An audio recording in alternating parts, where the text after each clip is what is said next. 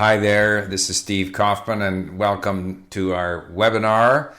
Today I want to talk about motivation in language learning, which is so important, as we all know, and how to maintain motivation. Because this is absolutely key. I think many people start with some motivation to learn a language and for various reasons get frustrated and they are unable to maintain their motivation. In my own case, I am usually quite motivated to learn a language, but it wasn't always the case. When I was 16, I wasn't very motivated to learn languages, and I spoke one language. Today, I speak 16 languages to varying degrees of fluency.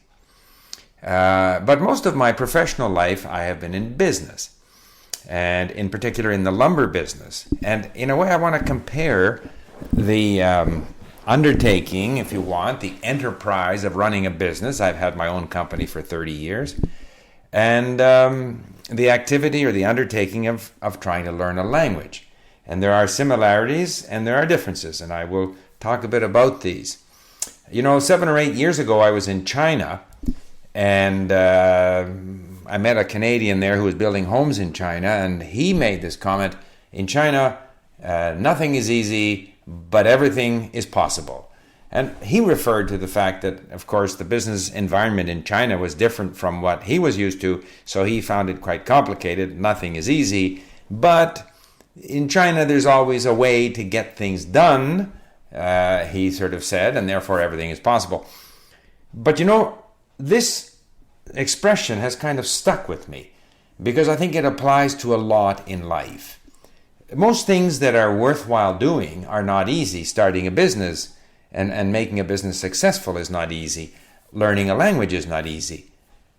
But it's very worthwhile. And what's more, it's possible. Certainly learning a language is possible. In the case of business, there are more sort of unpredictable factors, things that are outside of our control. But I think it's very much possible. It's possible to be successful in business. It's possible to learn a language. And I'm going to talk about how if we have tasks that are not easy, but that we make them possible, this gives us a great sense of satisfaction. This has been described in great detail in what is known as flow theory. F-L-O-W, like flowing, like a river that flows. That if we are dealing with a task that is a little difficult for us, not so easy, but we're able to cope with it, that this is very satisfying for us, satisfying for our brain. It gives us a great sense of satisfaction. It's one of the most enjoyable things that we can do. It's more enjoyable than doing easy tasks where there's no sense of satisfaction. And of course, it's more enjoyable than a task that frustrates us because it's too difficult, so therefore not possible. So if we can achieve this state of flow, flow like the flowing of a river, flow, if we can achieve this state of flow, and I suggest you Google state of flow or flow theory and you'll learn more about it. If we can get ourselves into this state of flow, then we will not only be able to maintain our motivation, in fact, our motivation will grow because we'll be getting the sense of satisfaction and achievement that we're coping with something that isn't easy, but that we're making it possible to achieve. And so I think I want to focus on how do we do this? How do we get ourselves into this state of flow? And here is where we come to this issue that whatever we want to do, we have to be prepared. When I started my own business, I had to be prepared. I had to know something about my market. I had to know people. I had to know the product. I had to be prepared. Otherwise, the risk was simply too great. In language learning, you have to be prepared. You have to make sure you have the materials you need, maybe a starter book in the language. You should look into resources that are available online. Obviously, LingQ, our site, LingQ.com, but other resources, grammar resources that are easily accessed online. You have to have the tools. You have to have an MP3 player. You should be familiar with how to use iTunes. You have to prepare yourself. Otherwise, the task isn't easy. So I think, again, if we want to achieve the state of flow, we want to do two things. We want to make the task as easy as it possibly can be, and that means being prepared. And the second thing is that we want to have a method that's going to make things that might seem impossible become more probable. And that means, for example, not trying to do things that are too difficult to do. For example, trying to memorize conjugation tables. In my experience, I can't do that. Now, if you can do that, fine, but I find that's not possible. I don't think it's possible to learn lists of words. And in fact, there's considerable research that shows that focusing on trying to learn something like, lists of words, that the more time we spend on it, the less we're retaining. And a far more effective way, method, is to expose yourself to lots and lots of the language. Initially, you have to deal with rather uninteresting material, but then as soon as possible, you should move into content that's of interest, and so that you're just being exposed to the language. And here I could go back to this idea of preparation.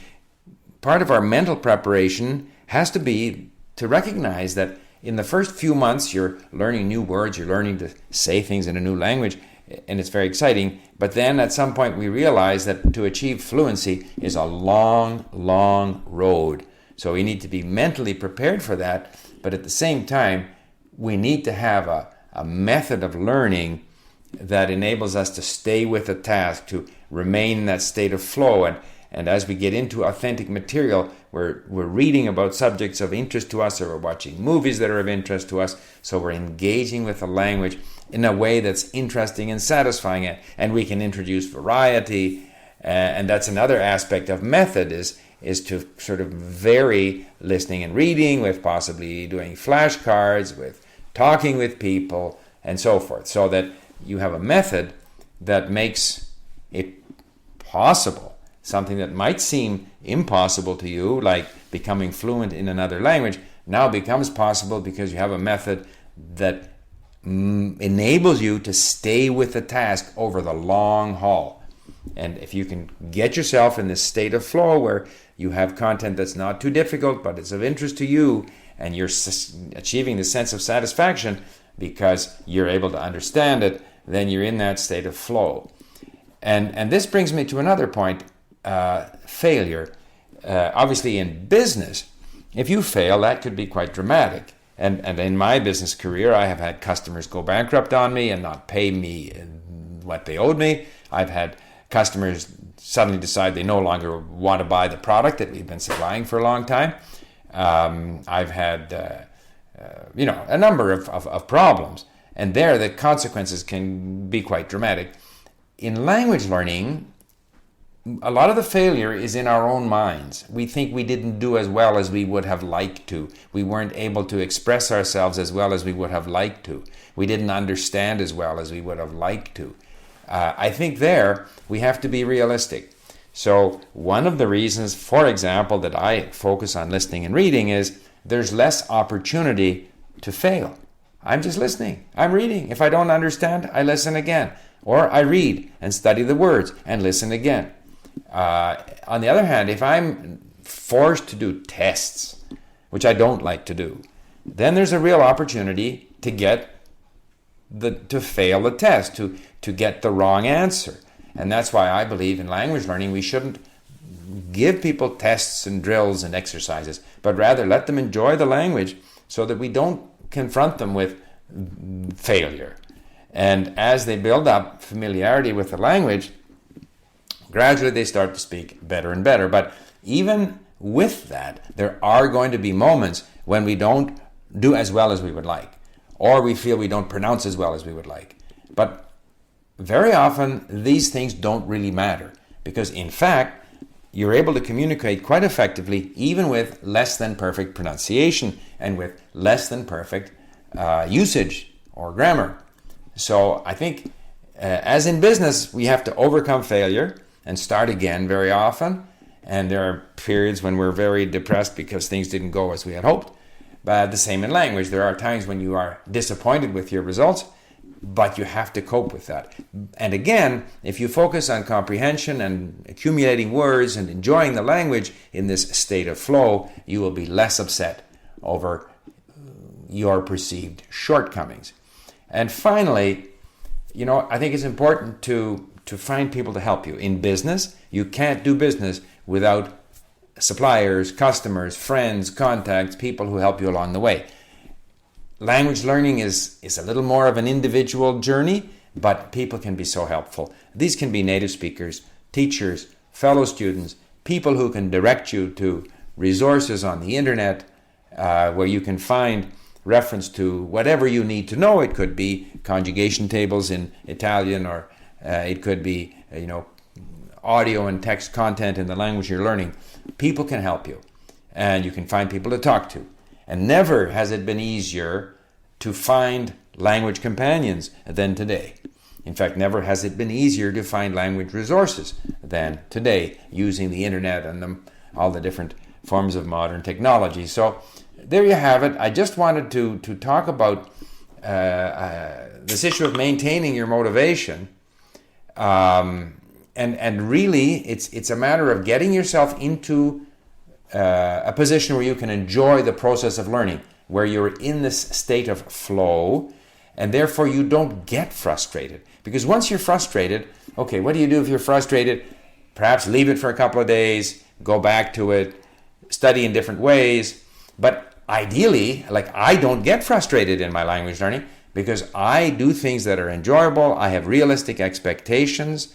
I sort of try to do things that are a little difficult for me, but not impossible. And I focus on listening and reading to things that are enjoyable for me. And as a result, my motivation grows. And I think that all of us can learn languages in a way that sees our motivation actually grow. So that's my sort of presentation on this issue of maintaining motivation. And we had some technical issues in the webinar, so I have actually redone the presentation part, and now we will switch to the question and answer period. And again, this webinar is presented by LingQ. Obviously, as a co-founder of LingQ, I believe in LingQ as an extremely effective way of learning languages, an effective way of getting to interesting and authentic content earlier, so that you aren't stuck with what I consider to be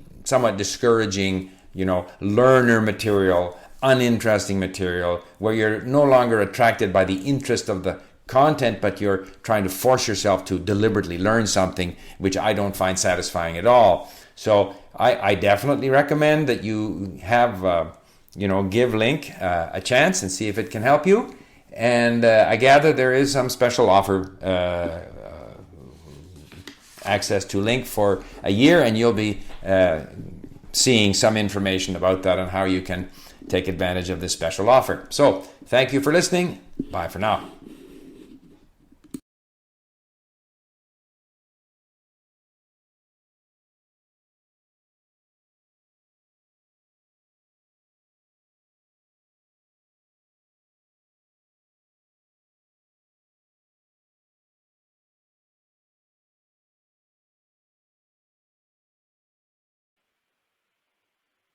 I found your mention of Steve Krashen's theory of language acquisition to be enlightening to my language learning experience. Yes, I'm a great fan of Stephen Krashen. What would be an idea or suggestion to keep middle school students motivated? What advice would you have for younger learners? Very good question. Very difficult. My view with middle school students is that there should be a greater emphasis simply on comprehension, exposing them to stories that they can read or listen to or movies, and less emphasis on speaking, because the emphasis on speaking forces the teacher to try to teach grammar and do things that can seem a little bit irrelevant to the students.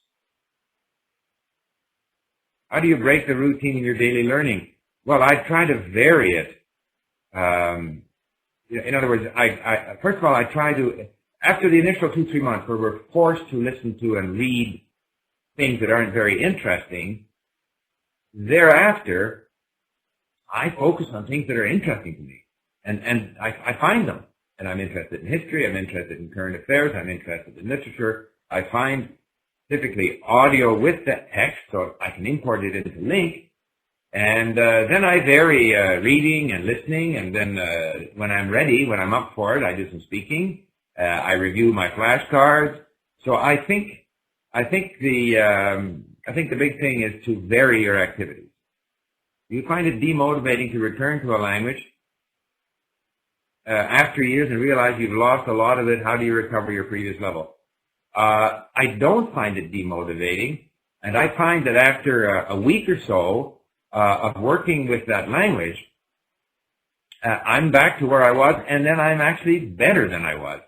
And I guess part of the reason is that my approach to language learning is a major focus on listening and reading.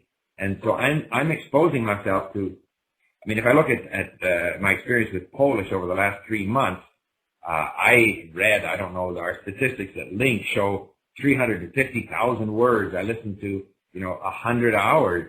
That's putting a lot of the language into my brain. Now, if I leave it for 3 months and I'm suddenly confronted with a Polish person, I will have difficulty speaking. However, it would take me a week of activity at LingQ, and I would be right back to where I was, if not stronger. So that's the answer there. We have a question from Periscope. Yes. Do you have an opinion on the 10,000 rule? 10,000 hours? I don't know. I don't know what the 10,000, maybe he could add what the 10,000 rule is before I comment on it. Question? Okay, now let's see what we are getting some questions. I apologize if if the sound hasn't been perfect. We will work on improving it, and we learn each time we do this. What would be an idea or suggestion to middle school students? How do you break the routine, keep them active? Do you find it demotivating? Okay. Do you have any website recommendations for finding language partners? Well, I use italki. We have language partners at LingQ, but very often, for example, in Polish, I didn't find a tutor for Polish, but in French or Spanish or English, we do have lots of tutors at LingQ. Otherwise, I found that italki was good. They had, tried several of the tutors for Polish, and they were very good, I would say, on average. No, okay. You talk a lot about learning vocabulary rather than using flashcards, but I find that the idea of only reading. Okay, I do flashcards, but not a lot. I very much like doing flashcards after a conversation. So if I have a conversation with a tutor on LingQ, I get my conversation report. There are going to be 15, 20 words in there that I didn't use correctly. Those I would flashcard. But otherwise, I find that using LingQ, as I'm reading, any word that I've looked up before is highlighted in yellow. If it's a relevant word that appears often in what I'm reading about, then I'll come across it often enough as a yellow word. So I tend not to do a lot of flashcarding. I'm not convinced that, but it's a matter of what you like to do. So, but personally, I'm not a big fan of, I don't do a lot of flashcards. So, here's a question. It's a little difficult to control. Here. How can we stay motivated to stick with just one language instead of switching? All right. I mean, I recommend staying with one language for a period of time. So we have our 90-day challenge, for example. During that 90-day challenge, I was focused on learning Polish. I left, for example, my Korean aside. That's not to say that I didn't listen to Russian and listen to Ukrainian. I did. But my studying effort was focused on learning Polish. So, yeah, what can I say? You just need a little bit of discipline. Do you think excessive repetition technique is efficient to improve pronunciation? Pronunciation is interesting. My own view is that the more we listen, the more we notice. Like, we may not initially notice things in the pronunciation, how certain words are pronounced, notice intonation, and so we get better and better. At some point, I think it's a good idea to record yourself and compare yourself to the native speaker. I wouldn't do it too often. I don't see repetition as a big as all that helpful in pronunciation, I must say. If I stop because of stress or despondency, what do I have to think about to motivate myself? Well, I don't know. The stress, maybe you're creating your own stress. I study in a way that's enjoyable. I listen to things of interest. I read things of interest. I don't put myself in a situation where I'm having to answer questions or, fill in the word, find the right word. I did mention in my videos that I had one Polish lesson with a tutor at italki, and she was trying to drill me on verbs of motion, and I was having to think and find the right word, and that's stressful. And I prefer not to do things that are stressful. I prefer to do things that are enjoyable, and I get there in the end. Have clarification on the question from Periscope. It is about the 10,000 hours after the work. Yeah, how do you feel about the 10,000 hours to mastery? And I get a possible. Yeah, I think that it doesn't apply because, for example, if you're learning a language that's similar to a language you know, it won't take as many hours as if you're learning a language that's very, very different. So every language is different. It depends on, as I say, how similar the vocabulary is. So Polish, after Russian, Ukrainian, and Czech, for me, was relatively easy. Romanian, which has 70% words that are identifiable from Italian, is relatively easy. I'm finding that Korean is much more difficult. It also depends on the resources that are available in the language. So I would say that the 10,000 hours rule has no application for language learning, other than the fact that it does take time. Okay, do you like to learn a language through grammar books or by listening to music? Listening to music is not going to help me learn a language. I'm not a big fan of movies either because I have to sit there and watch the movie. I mean, I like watching movies in a foreign language, but for learning, I definitely prefer audio content that I can listen to when I'm driving, when I'm exercising, when I'm doing tasks around the house, and reading. Those to me are very word-rich environments and most effective. Do you think you will add Thai to LingQ? I would love to add Thai. I would like to add Farsi. I would like to add a number of languages, but we do have certain, conditions that have to be met, a certain range of content that has to be available. Otherwise, we end up with a language without learning content, and it can be frustrating for people. So if you can find enough learning content for Thai, then we would certainly add Thai. Do you like to learn? Okay. Do you think you personally find grammar boring? But which way do you find more effective learning? It's not a matter of finding grammar boring. It is though. It's ineffective to try to sort of nail down stuff that you're looking at and looking at again and looking at again. You're not learning it. Certain structures of the language will seem natural early. Others will take a long time to finally stick. And the best way to get used to the grammar is to do a lot of listening and reading. And you can focus on content that will sort of zoom in on certain aspects of the grammar. But you need to see the sort of usage patterns in real use, over and over again in different contexts. And just studying the rules, I shouldn't say that it doesn't do anything for you. It might help you notice those structures when you see them in a real context. But it's not really interacting with the language. Audiobooks are a great way of learning a language I hadn't thought of. Are there other ways besides reading? Well, listening and reading, that's it. That, to me, is the 80% of my activity is listening and reading. When you build up your vocabulary and your comprehension, then you want to talk more and you want to talk a lot. But I like my activities in language learning to be meaningful. And if I can't say very much and I don't understand the person, then the conversation I can have is not very meaningful. Okay. What do we got? When would you come When will you come to Poland, Slovakia, or Czech? Okay, I have no immediate plans. I would love to. I tell you, I would love, and I would throw in Ukraine as well, since I've been learning Ukrainian. I was in Slovakia and Czech Republic 2 years ago. Had a great time. Haven't yet been to Poland. And I would like to visit Warsaw, Krakow, Lviv, Kiev, Kharkov. Yeah, I would like to go there and practice the languages that I've been learning. Okay. Do you take official language tests to get motivated? No, language tests don't motivate me at all. I don't take them. Obviously, I had French at school, so we had tests.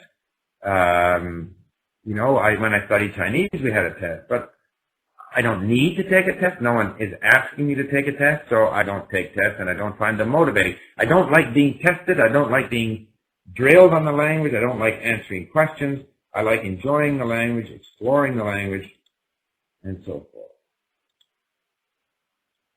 Okay. I think that's about it as I go through this list. Shadowing. What is the minimum time you recommend to spend time in contact with the language per day for people who don't have toss back and forth? Well, the minimum amount of time I think is an hour.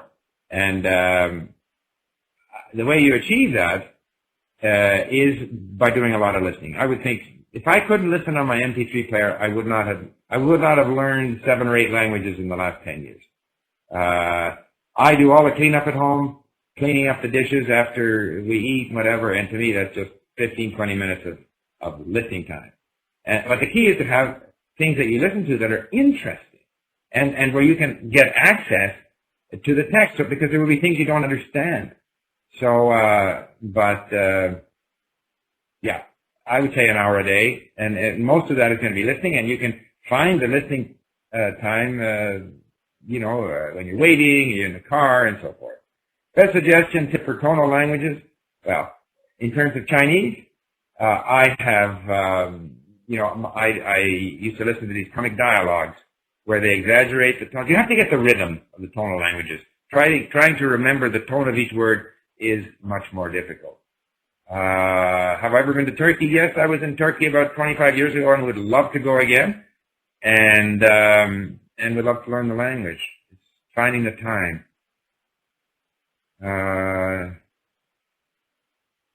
Okay. I think we have it. To keep middle school students. There was some mention of shadowing. I have tried it. I must say I haven't stuck with it. It's just too difficult. It's sort of, to me, it interferes with my enjoyment of what I'm listening to. So but the great thing about language learning is that we can all do the things that we find most enjoyable, most motivating, and most effective. We don't all have to have the same approach. Okay. Here's a question. Learning is a slow and long process. Do you have ways to realize that you're actually improving? I don't worry so much about how much I'm improving. I'm enjoying listening and reading, and I say to myself, wow, look at me, like in Polish, I now understand. I have ways of knowing. If I listen to a podcast in Polish 2 months ago where I understood 30%, and now I understand 80%, then I'm improving. And again, my emphasis is always on comprehension. If you can really understand what people are saying in the language, because you have the words, because you have the sense of the language, and you've been listening to it so much, your speaking will improve pretty quickly once you have the opportunity to speak. Okay. I think that's about it. Any more questions on Periscope? Okay, well, thank you very much. Okay.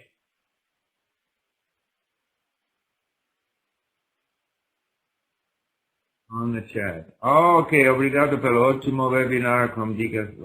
Have you ever learned 2 languages at the same time? So any tips? I'm attempting Spanish and French. Okay. I find that I get so involved in the one language that it's difficult to concentrate on 2 languages at the same time. I may try it. I might try like Arabic and Turkish at the same time. And that would be just very difficult. But I think in terms of how our brain learns, I think it's probably a good thing in a way, because the brain needs to be refreshed. Sometimes if we're too focused on one thing, we're kind of learning less and less. So it's just a matter of how we like to learn. Marcia here is attempting Spanish and French. Go for it. Let us know how you make out. Steve, for you, what about the similarities between Portuguese and English? Yeah, I don't find that there's a lot of similarity. No. Portuguese and Spanish, yes. Portuguese and, other than the shared Latin origin vocabulary. Okay. All right. So thank you very much for listening. You will be, well, Mark will explain that you'll be getting. There is a special offer we'd like to offer you, those of you who joined us here today. Let me just get it up on the screen for you. But special offer here is we're going to give you 3 free months. So you get 15 months for the price of 12. Plus, you get a free coaching session with somebody from LingQ to help you get the most out of LingQ. So please take advantage of this special offer. Again, 3 free months, so 15 months for the price of 12, plus a 1 free tutoring session to explain and show you all the tips and tricks that me, Steve, and all of us use to make sure we're getting the most LingQ. And they will be receiving, anyone on the, are we sending out a copy of the? That the webinar will be recorded. Yeah, it's recorded. We did seem to not record the first 10 minutes. Okay. For technical preparation, I accept full responsibility for that. But we will be posting this webinar and sending out a link to all of those of you who registered, and posting it on all of our social sites on Facebook and Twitter. So on. So thanks again very much for joining us, and we will see you next time. Thank you. Bye-bye. Bye.